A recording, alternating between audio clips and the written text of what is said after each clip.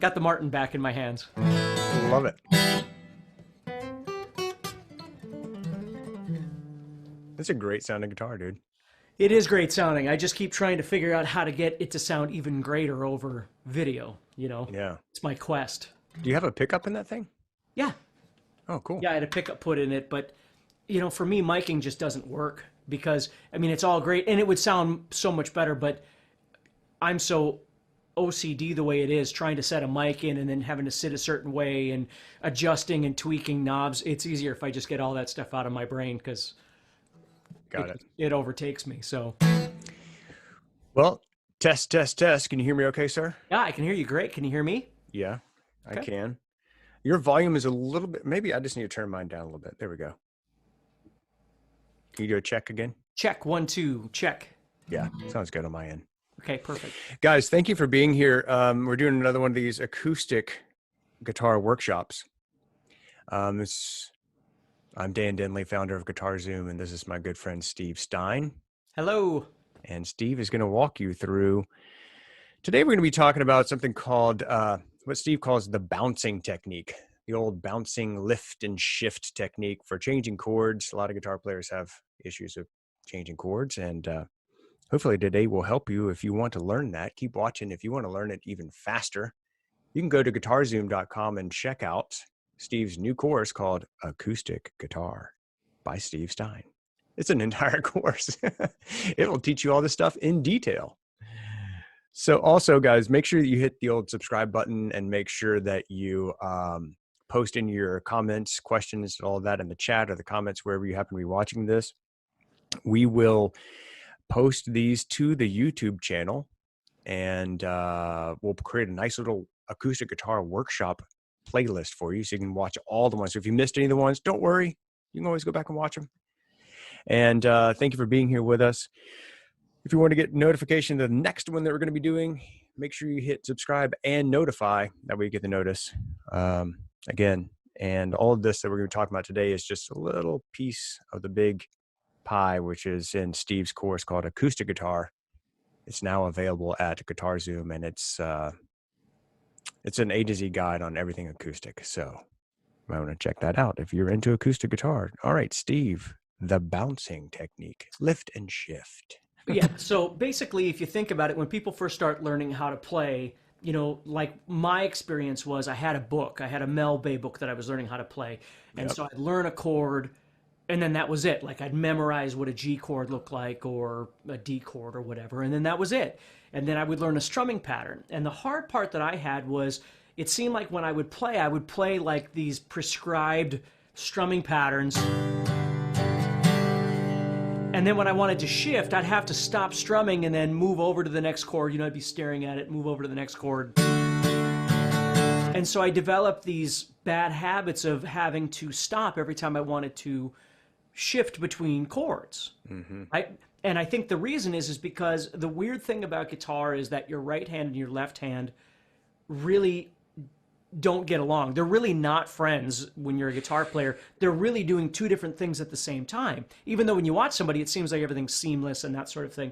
But they're really not. Your brain is working overtime. So what I thought of, and then it just became very, very popular with my teaching, is a technique called bouncing. And what you do is you take whatever you're working on, whether it's a chord or a scale or whatever it might be, and you eliminate the picking or the strumming entirely from the situation, and you just focus on the fretting hand or the chording hand.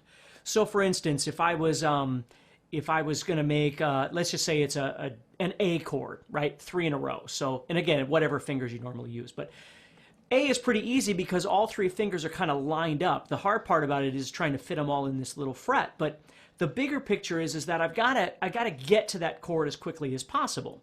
So I don't want to build it in a group of 3 like that, right? If I'm using 3 different fingers, I don't want to take the time to do this. What I want to be able to do is make the chord at once. And if I think about it, I'm always coming from the bottom side of the guitar here. So as I lift up, what I want to do is create the chord that I want before I ever get to the guitar and then set it down. And the way you do that is through a technique I call bouncing, which is you make the chord, whatever chord it is you're working on, then you pretend like your fingers are super glued. Okay, stress pretend, okay? You pretend like your fingers are super glued, don't actually do it. And then what you do is you pick your fingers up, but maintain that shape. So don't just pick them up and do this. Like if you're making A, pick it up and hold that shape like this.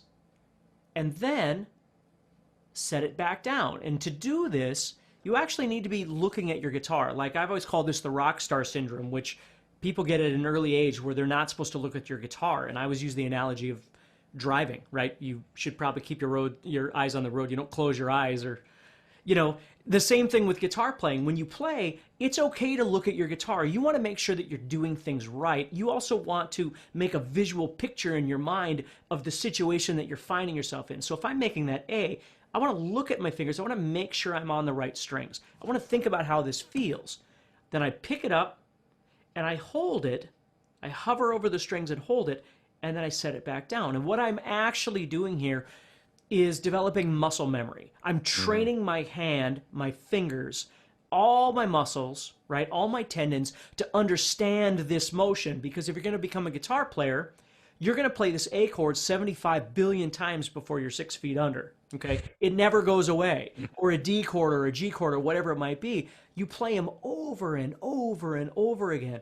And so you don't want to keep recreating it every time you go to make it. Go, what is it, right? Where's my book? Let me find it. You don't want to do that. You want to think about it in your head. So I tell people you got to visualize. The first thing you got to do is visualize. If you can see it, you can play it. You might not play it fast, but you can play it. So you make that chord, you lift it up, you set it back down. You lift it up, you set it back down. You lift it up, and you do this over and over. How many times? I don't know until you get good at it. But every day you can practice this because two things. Number one, when you're making this chord, don't make it into a contest of speed. Like it's not like how fast can you lift up your hand and set it down. It has nothing to do with that. Actually, the slower you go, the better, because you're feeling your fingers right now as you hover. Now they're doing the muscle memory. When you set it down, you can go and eat a cheeseburger and nothing's happening over here, okay? But when you lift it up, now you've got to train your hand to hold that shape, okay? That's the first thing. So if you think about it, if I was going to make A and I'm here, as soon as I pick up my hand, I go and make this shape. So now I can set it down, okay? So it's that repetition. That's the second thing, is just understanding that you've got to do it over and over and over, and don't overwhelm yourself. Just like we could go off for an hour talking about overwhelming yourself, but don't learn 17 chords and none of them are very fast and none of them are very clean. It doesn't do you any good. Start with one chord and get really good at being able to manipulate it, right? You'll notice again, I'm not strumming. Strumming is something else we're going to talk about. But strumming is another part of your brain that's doing something completely different. What you need to do is learn how to make this A chord, okay? Or this D chord, or this G chord. And of course, some of these chords are going to be harder than other chords because, like, if we look at the G chord, okay, I'm making a 4-finger G. It doesn't matter how you make your G, but that's what I'm doing, okay? If I lift this, if I bounce it, this is harder for me to hold than the A chord. Right? The A chord was pretty easy because it's all kind of right there. But G, I've got 2 fingers down here, I've got 2 fingers up here. So it requires a little more time and effort to get comfortable with that. So as painstaking as it seems and as frustrating as it might seem, you want to practice this muscle memory, this bouncing over and over and over to train yourself how to make that chord quickly. So that's the first step before we get to lift and shift. That's the first step, is just learning how to do that bouncing. Very cool. Very cool. So the whole idea is that you're training your muscle memory to actually make the chord before you ever have to press down the string. Yeah. So You think of it as in transition. Like when you want a chord, which is what the next part is going to be, the lift and shift. But when you want a chord, you've already thought about what it is, hopefully instantaneously, right? If somebody says D, you've already thought about it in your head. So now your hand responds by making that. If you have to process the information, if you have to process what it looks like, and then your digits have to process formulating that, by the time you've made the chord, the song you're trying to play is already 3 measures ahead of you. So the trick is you've got to visualize that chord and then be able to create that chord very, very, very quickly. And it's not that hard to do once you've practiced it enough, but you have to stop thinking. like for me, the guitar, there's so many elements of, when you watch somebody play, again, it all seems very easy. People always go, well, guitar playing seemed easy before I started practicing, right? There's so much that's going into one thing, even though it doesn't really seem like it. Like I always tell people, there's really groups of three when you're trying to play a song. Your chords and the knowledge of your chords and the ability to make those chords. And then your strumming and your ability to make the song sound real and authentic when you strum, and not just like, a piece of plastic, but it's got to sound real to a listener. And then the third thing is the ability to actually memorize song structures and understand that this chord is going to move to this chord, and that equals what we call a verse or a bridge or a chorus, and it gets repeated so many times. Those are kind of the three elements that we take for granted and just assume that it's all going to work together if we just practice these things. We need to practice them individually. All three of these things need to be studied individually. That's a great point. I think people get so overwhelmed with the rhythm, the melody, the chord, the solo, the tempo, and you're trying to do 10 different things at once. And if you break each of those elements down into their smallest part and just focus on one thing at a time, because I know this isn't the topic of this video, but I love your scratching technique where you just show people, like, forget about melody, forget about the chord, forget about all of that, just get the rhythm down. Because if you can't make your right hand play the rhythm correctly, you have no chance of fretting a chord and doing that thing at the same time. Right. Well, and that's a really important point, because chords without strumming, chords sound like this. They sound like nothing. There's nothing happening. Your strumming hand, I don't want to say right hand because you might be playing left-handed, but your strumming hand is what adds an element of real. And again, I use the word professional. When I say professional, I don't mean it in a, you're the best at whatever, or you're making money. I don't mean that. What I mean is authentic. When you play, people listen and go, yep, that's what it's supposed to be, or that sounds great, right? You can always tell when you go into a music store or whatever it might be. You can tell the players that play, and you can tell the players that are practicing. Mm-hmm. You can tell the difference.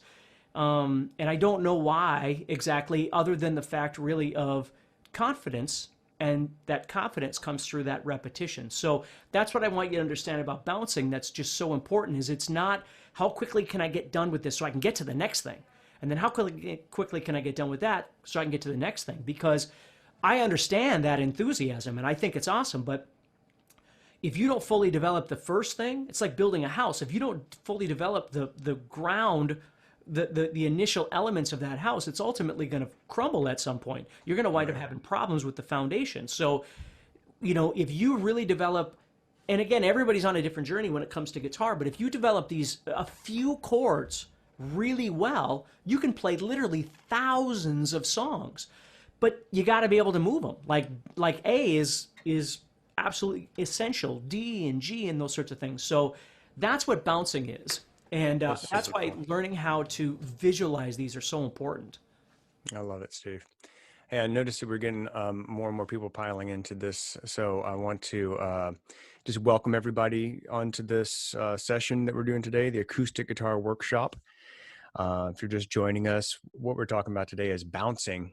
And it's just essentially a way to move and change chords without getting like derailed from your song that you're playing, and doing it effortlessly and without hitting dead notes and that kind of thing. Steve's talking about the bouncing technique, and we're going to get into lift and shift here in a second. I want to mention a couple of resources for you. First of all, this recording that we're making for you now, or this session that we're doing, is going to be available for you after the live session. It'll be available for you on the YouTube channel. So there's GuitarZoom YouTube channel, and there's the Steve Stine YouTube channel. You want to subscribe to both of those, turn your notifications on so you can get a notification of the next time we do these. The playlist will be there for you. Just look for Acoustic Guitar Workshop.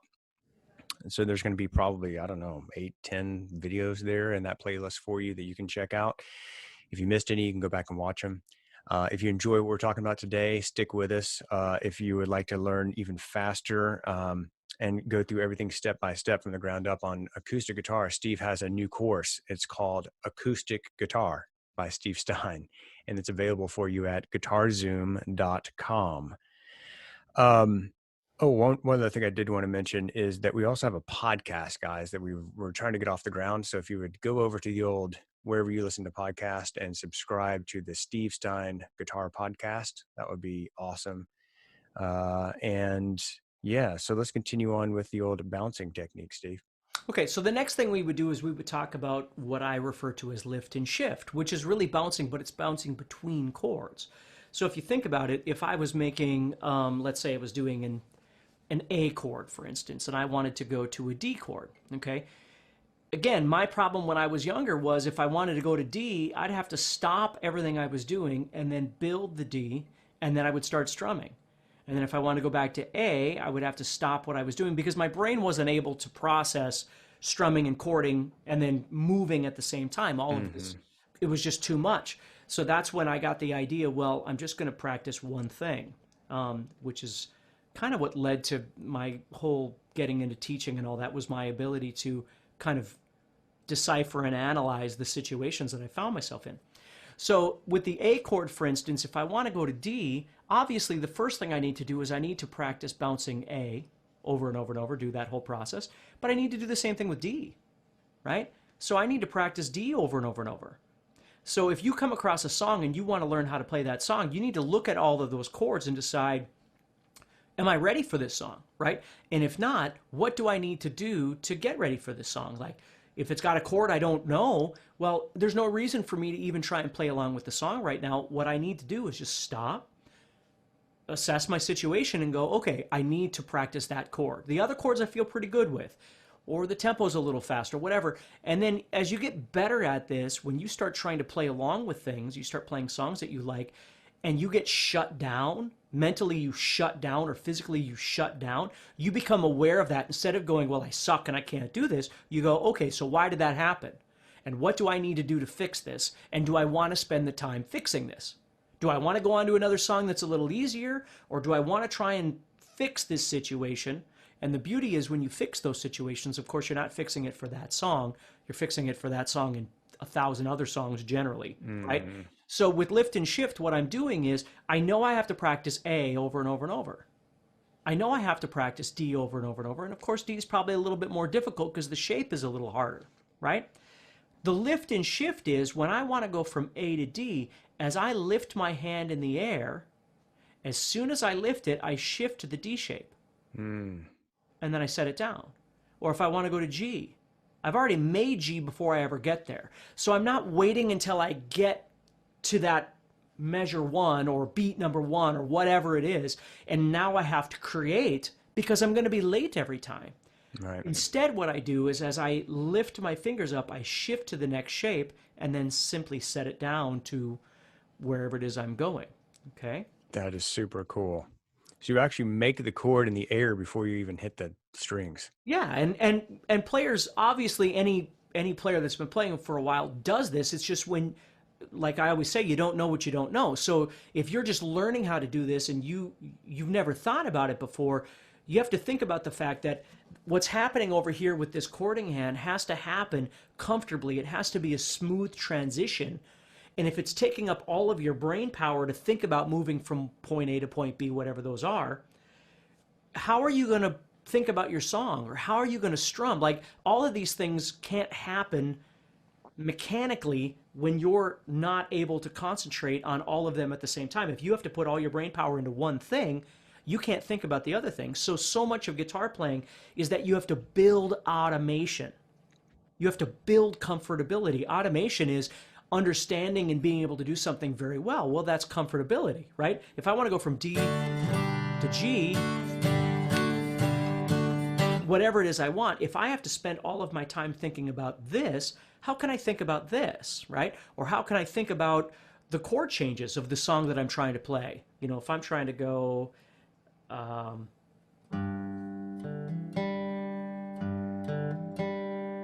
right?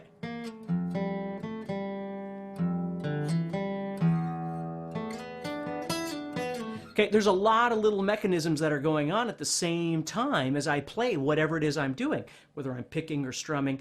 So each one of those pieces has to be practiced, and that's why I'm saying bouncing and lifting and shifting doesn't just have to apply to a chord. it can apply to a concept. Like if I wanted to play a scale, for instance, or a lick, I might go and just practice going.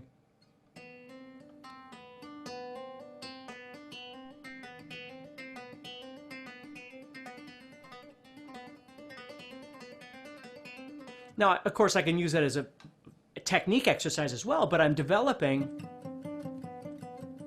the understanding in this hand of what needs to be done. Then this hand needs to come in and start joining it and develop it and all that sort of thing. So I love it. This is awesome, Steve. And one of the things I thought of when you're talking about the lift and shift technique is that one of the things I love about you is that you can play and teach. There's a lot of guys that I remember when I was a young learning guitarist and I was trying to find out, like, gee, man, like, how did you do that? A lot of players, they can do it, but they can't explain how they do it. Sure. Right. They do something. And so I'm sure there are lots of guitar players out there who naturally do this lift and shift thing, and it never registers to them to break it down in a way that you can explain it to somebody else, because they're not teachers, they're just players. You're a player and a teacher, which I think is why you've been so incredibly successful, is your ability to take something and then explain it in a way that anybody can understand. And this lift and shift technique, like, I've really never thought about that before, but that's what you're doing in the air, is you're actually making that G shape before you ever get to the chord. You're making the D shape before you ever get to the string.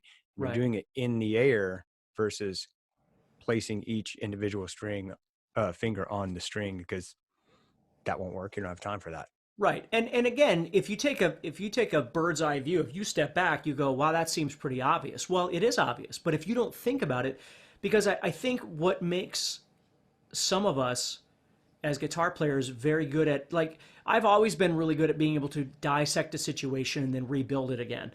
You know, learning how to play songs by ear is how I grew up, and being able to listen to a song, figure out what was going on, grab my guitar, start figuring out, and then practice whatever needed to be practiced. You know, and in my life, there have been times, you know, you play in a band and you're going to be playing next Friday and you have however many songs to learn. You can't go, I didn't learn them, or I can't play them. You just have to show up and do what you're told, right? Or, you know, you get in a situation where you jump on a tour with a band, or you're going to do some recording with a band or whatever it might be, and they give you something. Either you're able to do what the job is, regardless of the limited amount of time, or you can't and you don't get that call again. So, Right. you know, you just learn how to break things down to their simplest form and figure out what your problem is and then fix that problem. Now, some situations, it's not like you can fix them in a day, right? I mean, if you literally just started learning how to play guitar and you're learning how to play this G chord, don't feel like all of a sudden, just because of bouncing and lifting and shifting, you should be perfect by the G by tomorrow, right?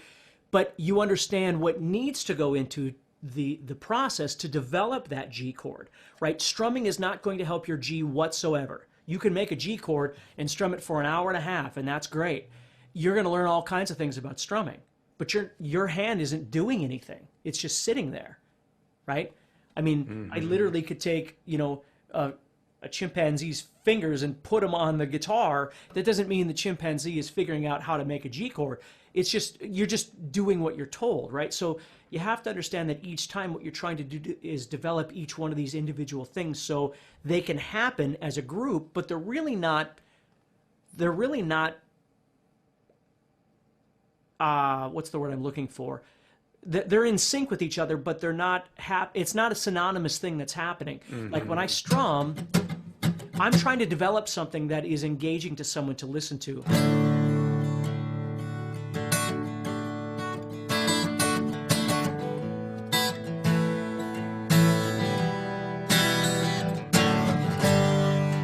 But at the same time, I've got to move these chords around at various points in time, and they've got to move kind of seamlessly along with what's happening with my strum or my picking or whatever.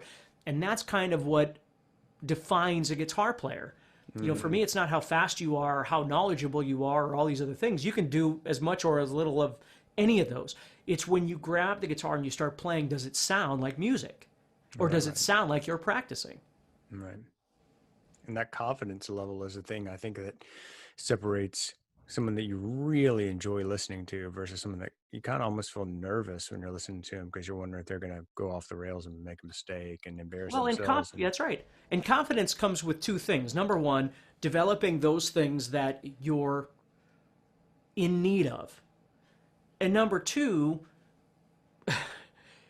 dismantling everything that you don't need. Like not waking up every day worried about what everybody else is doing and what you're supposed to be doing to be cool. It's not about any of that. It's about understanding what it is that you're trying to build, the house that you're trying to build, not the house that your neighbor has, the house that you're trying to build, and develop those elements. And the rest of it is either completely wiped out or it's at least postponed. Like you understand, okay, this is something I want to learn how to do, but right now, that's not where my time is best served. Right now, my time is best served building something that's cohesive and is connected somehow. You know, that's how you keep kind of moving up. And I know that's probably raises a lot of questions because what is that? What is the next thing, right? And it's different for everybody. I'm just saying that confidence, like, and I love to use the analogy of people like, again, whoever it might be, Bob Dylan, right? Or whoever, it doesn't matter, insert whatever name of person you like there. But they're not concerned about being somebody else. They just wake up every day and they're them, right? That's the cool thing is that, you know, the further I go down this